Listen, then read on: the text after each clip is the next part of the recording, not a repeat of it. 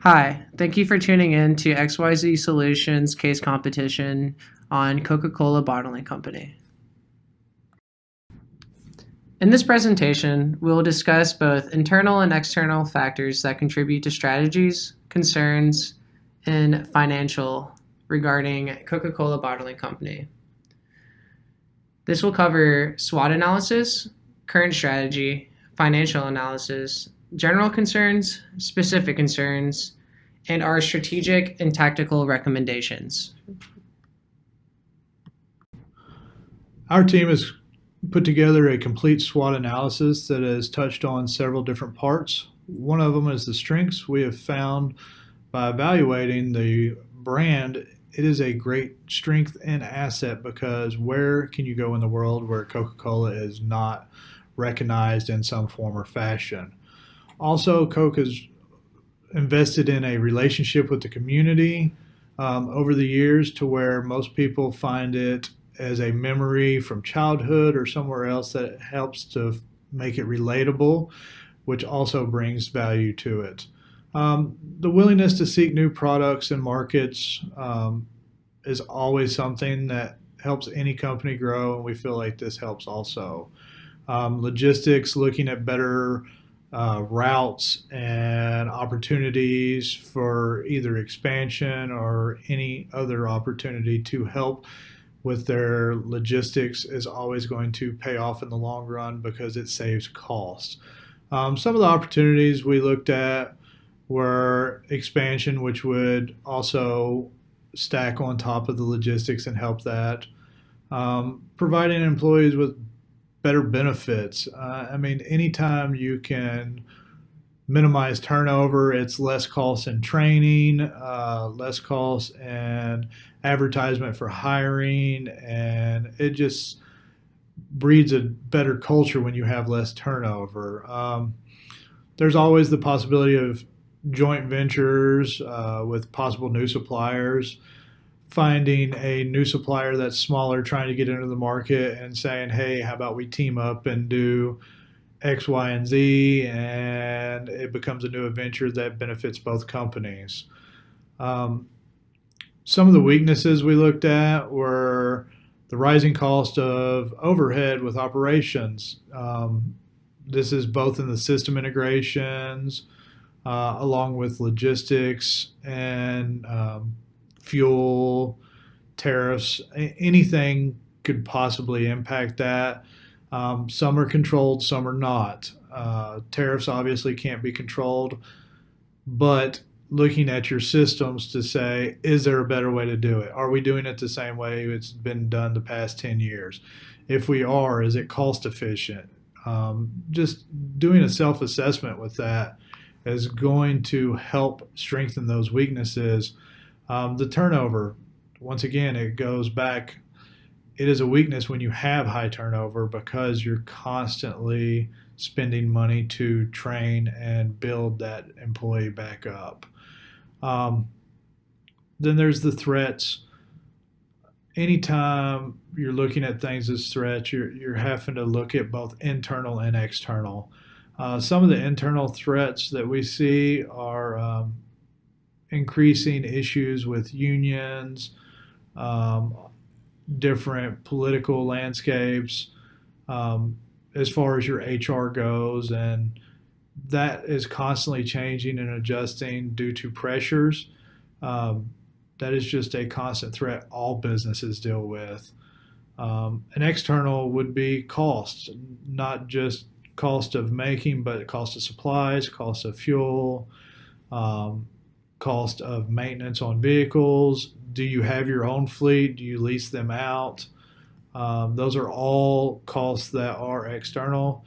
And the biggest one to us was the competition, your market share, your market space. Do you only have a certain market share? Is that growing? Is that market space growing? Are you just constantly battling with other companies for the same market shares? These are all things that we look at. The takeaways we took away from the current strategy upon review was expansion, which we feel like expanding into new places to help reach the maximized population with the least amount of cost is definitely a great avenue. Also, looking at your current assets. Are you using them correctly? Uh, if you have 10 pallets of bottles, do you need 10 pallets or could you just have 2 pallets? Is that just down money being wasted? Uh, Warehouse space. Are you using all of your warehouse space correctly? Do you have dead warehouse space? Could that be something you could lease to a different company? Also, your new technology. Definitely looking at that as a strategy to invest to see if it saves money in the long run and is it worth it? Because if you're implementing new technology and it's going to take 40 years to pay off, maybe it's not the best strategy, but we feel like they're in the right direction.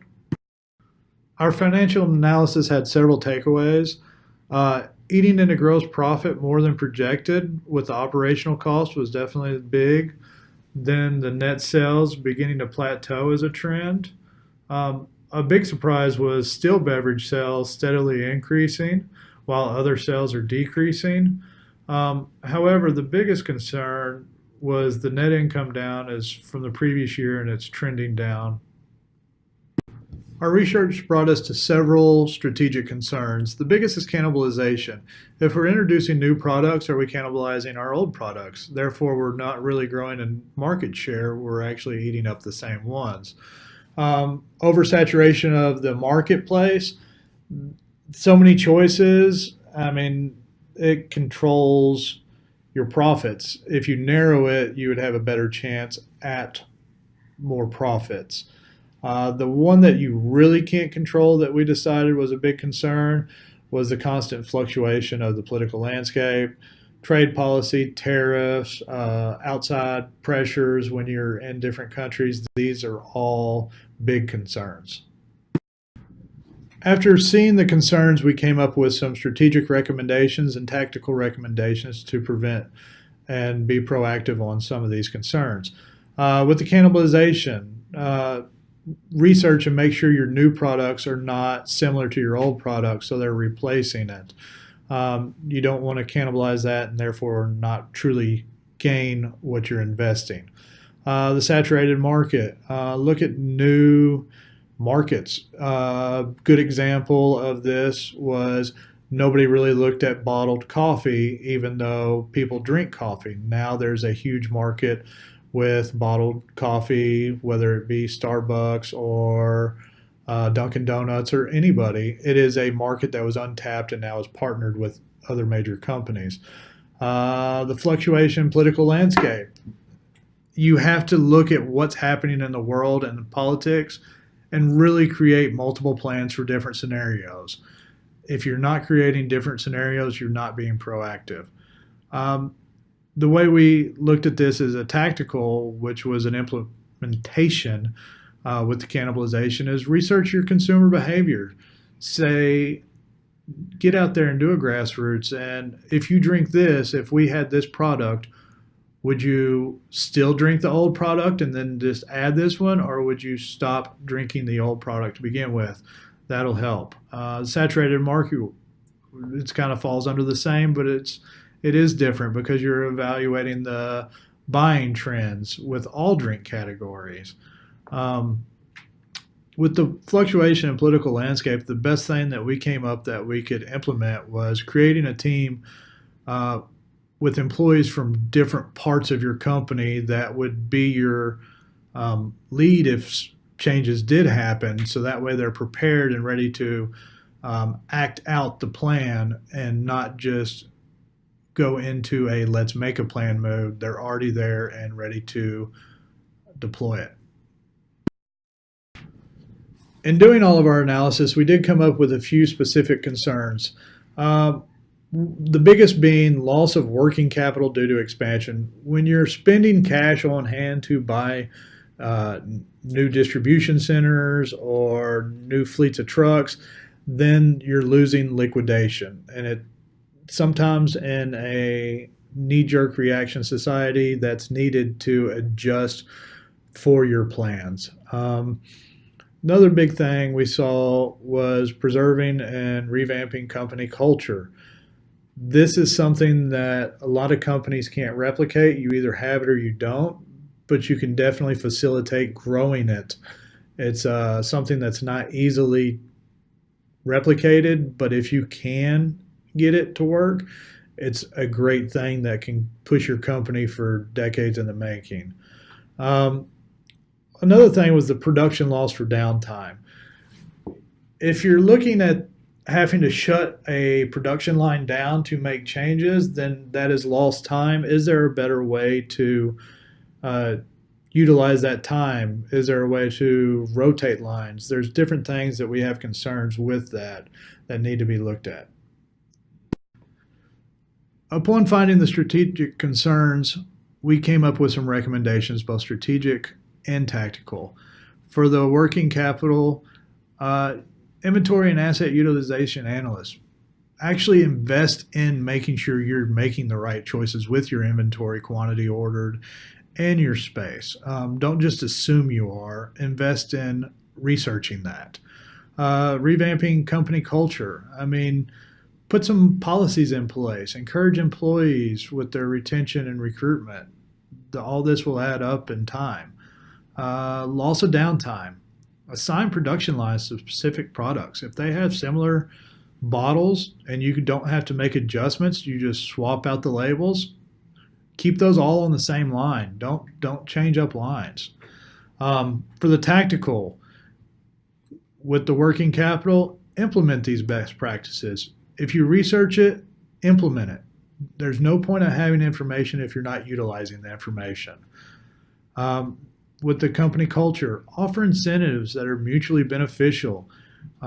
If your workforce has a lot of people that are younger but still want to grow, maybe offer some tuition reimbursement, different things. Invest in your employees and they will invest in you. With your downtime, integrate bottles and labels to be more standardized so that way there isn't as much changeover. We have two questions we wanted to answer at the end of this. How does Coca-Cola Bottling Company create a more attractive place to work at? How should Coca-Cola Bottling Company help consumers understand and accept higher prices? Both are great questions. First question was create a more attractive workplace. We decided focusing on creating a company culture that encourages employment, input, growth, and investment. What we mean by this is listen to the employees. They're in there doing the job day in and day out. Listen to their ideas. Maybe there's shortcuts that they're noticing because they're in and day out that you would have never thought of because you're not in there doing that job over and over again. That also helps them show worth. Everybody wants to feel like they're appreciated, and that helps with that. Invest in them with their growth. Maybe they want to be promoted. Maybe they want to become a manager or supervisor. Lay out a path for that. Show them how to get there. Don't just tell them they can get there. Show them how. Also, transparency of the big picture. A lot of companies will say, oh, well, this is our goal. This is what we're doing. But don't break it down to how does each individual section relate and impact. I think showing that impact and how it relates is a big thing to help employees buy in. With the consumers understanding and accept a higher price, we kind of took a different look at this and we said, well, let's get out in front of it. Maybe a commercial, a grassroots series saying, hey, America, we understand with everything going on in your lives, the dollars are that much harder to come by with cost of gas, cost of transportation, cost of insurance. All those things are also impacting us, and we are doing our best to keep our prices as low as we can, but we promise we will take care of Americans as best we can and minimize our increases to offset the same hassles that we all have. And that transparency just helps with brand loyalty. So these are kind of the way we took this and our takes.